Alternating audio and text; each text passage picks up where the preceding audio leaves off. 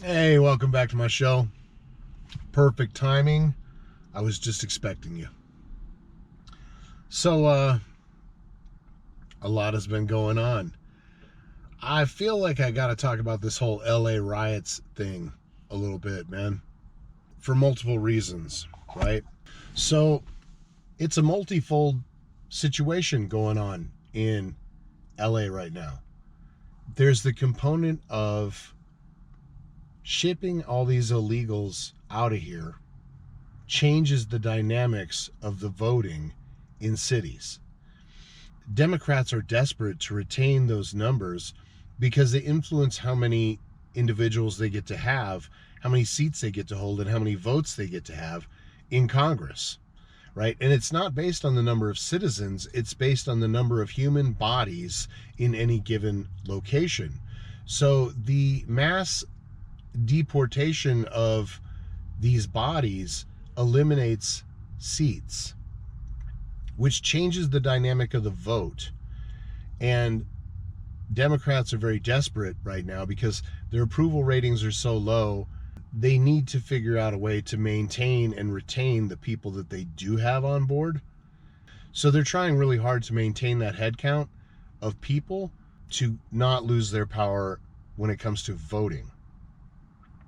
Then additionally, I think part of the reason we're seeing so much chaos is the left's response to all the USAID money and all the slush fund money and all the government money that got pulled and stopped.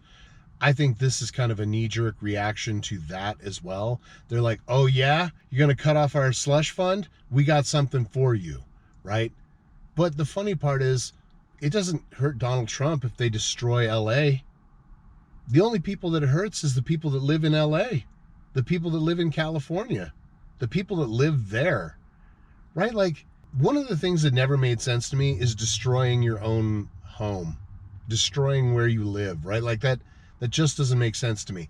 I can understand an outpouring of anger at government, but burning down the stores in your neighborhood, looting the stores in your neighborhood, destroying people's livelihoods and businesses, it's pretty lame. So you got that. The Dems are ultra desperate to keep their head count, right?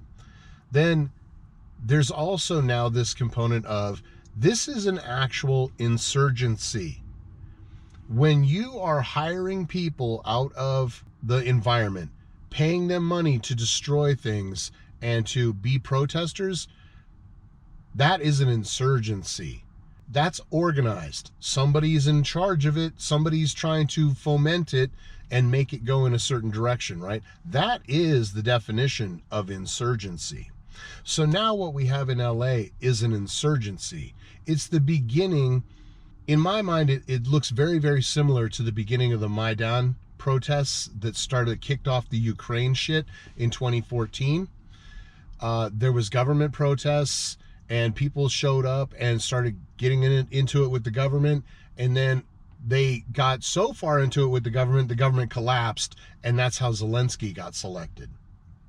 This is how we magically ended up with Vladimir Zelensky as the leader of Ukraine.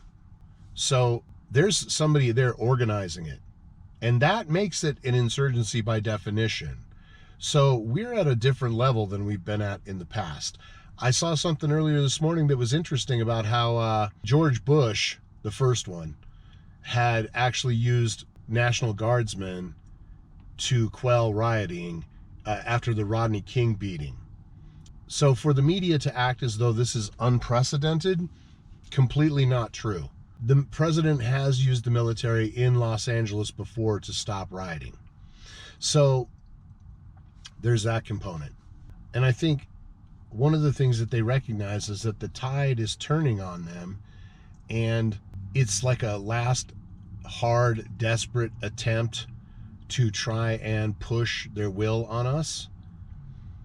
And it's sort of ironic how they want to constantly call us Nazis and shit, right? But who's out there acting like the brown shirts?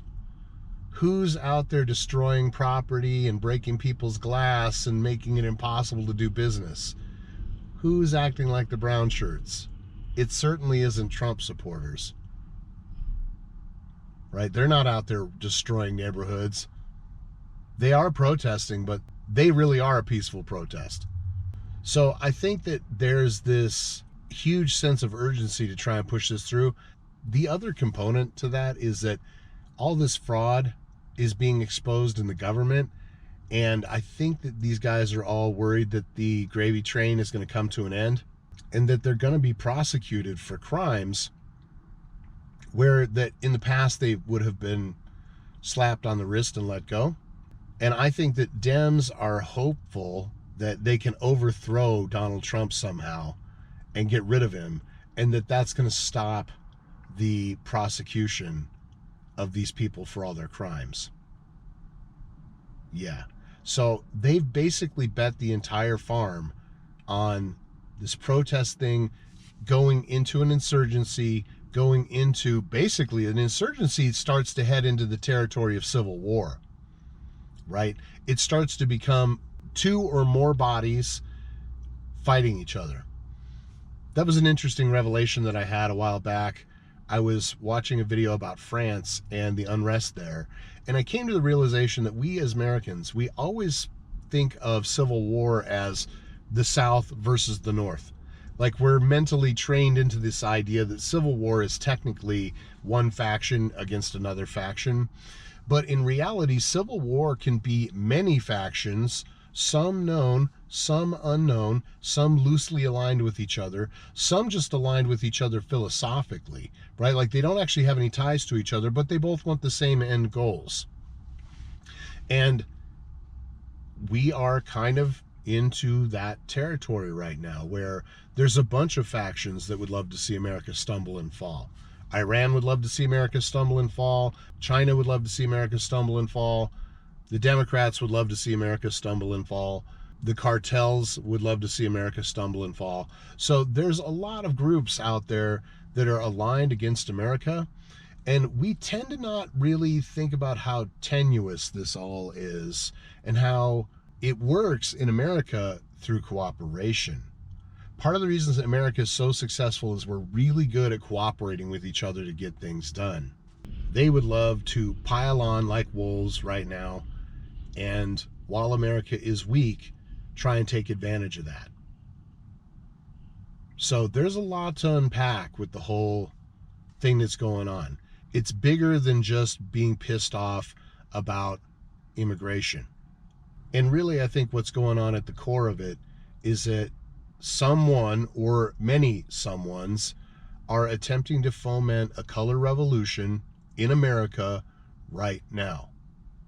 This is usually the time of year when that sort of shit kicks off because the weather's getting good, and now all of a sudden you can be out all hours of the night tearing shit up.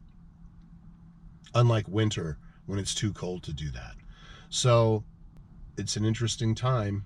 I saw something that sort of sticks out in my mind the other day. There was a hawk flying around, and it had about 35 or 40 birds harassing it. And the hawk was probably 10 times the size of the birds that were harassing it, but it was overwhelmed. There was too many other birds for it to fight. And that is the weakness of the situation, is that it's able to strongly resist stuff up to a certain point. But once too many people get involved, once too many people become a part of it, it becomes impossible to stop. And one of the things that I've learned from crowd behavior from years of the concert business is that once the crowd takes off in a certain direction, everybody will follow. So if the crowd takes off in a certain direction of destroying everything, all the other people that are there will engage in that with them. Right? So, a dangerous time in America right now. We don't ever stop to think about, what did the Russian Revolution look like in 1917? They didn't have all this technology. They didn't have this organization. They didn't have all these weapons, right? They didn't have tactics like they have now.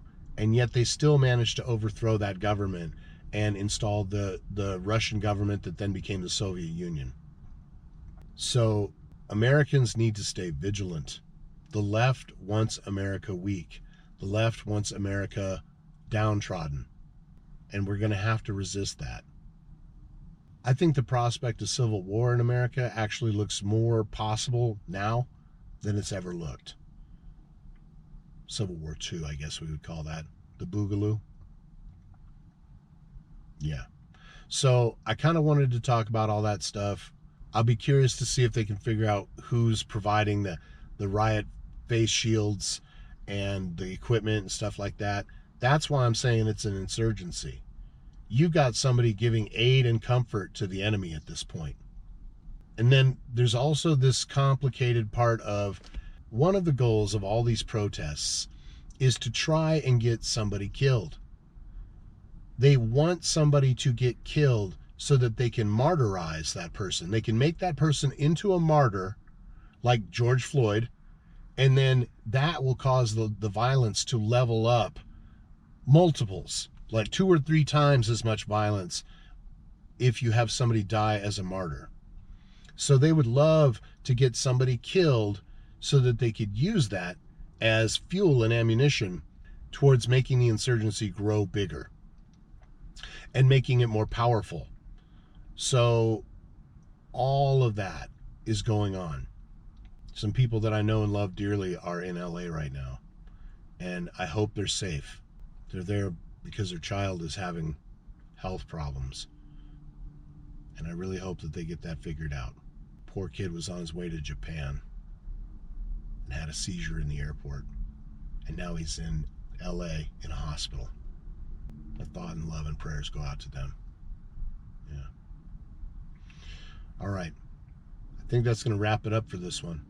Thanks for being my people. Thanks for liking and subscribing and sharing and commenting. I super appreciate that. One of the things that's been great about TikTok is it seems like I'm getting more commenters, which is great. I very much appreciate that, all right? Thank you. Until we meet again on the next one, I do hope everybody's going to join me for that. This has been a Matt Metler production, copyright 2025.